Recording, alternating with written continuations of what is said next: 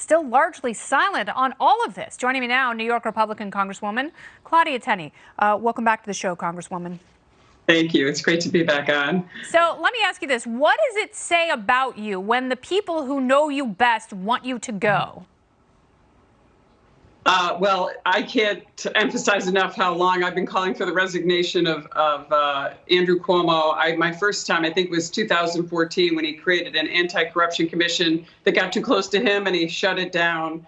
Now we move fast forward, although there's numerous other what I consider abuses of power in the past. But now here we are with this nursing home scandal, a bad policy followed up by a cover-up, falsification of records, which looks like it could be even a federal crime, not to mention the state crime. Now we have sexual harassment charges that look like they're turning now. Some of them are sexual assault charges. And now we have my old best friend, Larry Schwartz, who's out there bullying county executives about the vaccines and the rollout and asking for fealty to the king, basically, or they're not going to get their vaccines if this is what ends up proving to be true. It's really reprehensible, and it's just more of the same with Governor Cuomo, which is why I continue to renew my call for him to resign.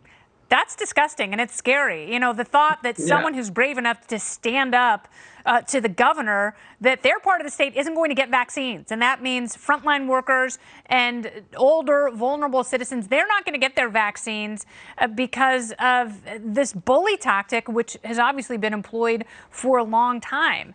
So you see these deep personality flaws that are very publicly manifesting now. My biggest concern is that the nursing home death scandal, that gets overshadowed by some of these claims of sexual harassment and sexual assault.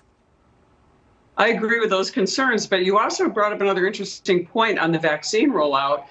Remember, it was the governor who went in and disrupted the decades-long plan that all the counties had in place to deal with the pandemic.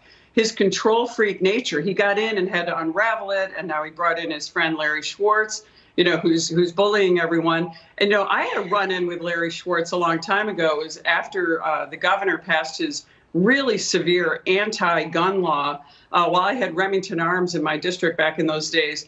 And guess what? I walked into the governor's mansion for a breakfast, and I had a pink Remington hat on. And Larry Schwartz threatened me to take that hat off, or I was going to be kicked out of the governor's mansion because I was wearing a pink hat. This is how they operate. They're petty. They're bullies. This is how Governor Cuomo has operated for years. And now it's reached a criminal point, you know, possibly leveraging that could be criminal activity. Again, falsifying records. Now sexual harassment is turned to sexual assault potentially. It's time to resign or face impeachment. And I don't think he wants to be impeached.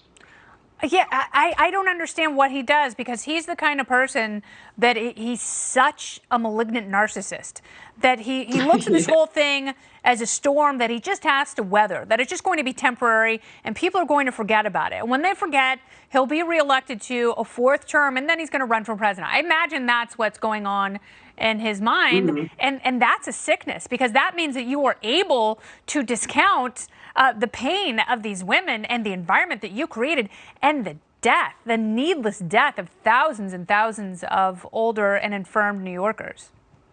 Yeah, real tragedy. And, you know, when you step on people on your way up, they're not going to be there when you fall. And that's what Governor Cuomo is experiencing right now.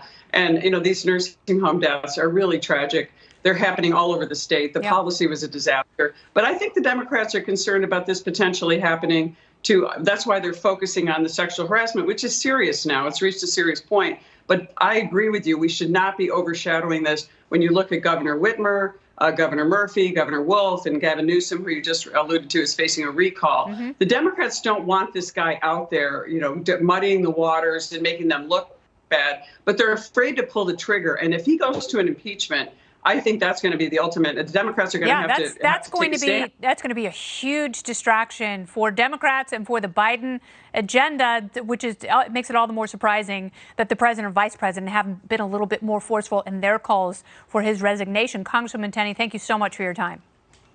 Coming up, I appreciate it. Thank you. I appreciate it. All right.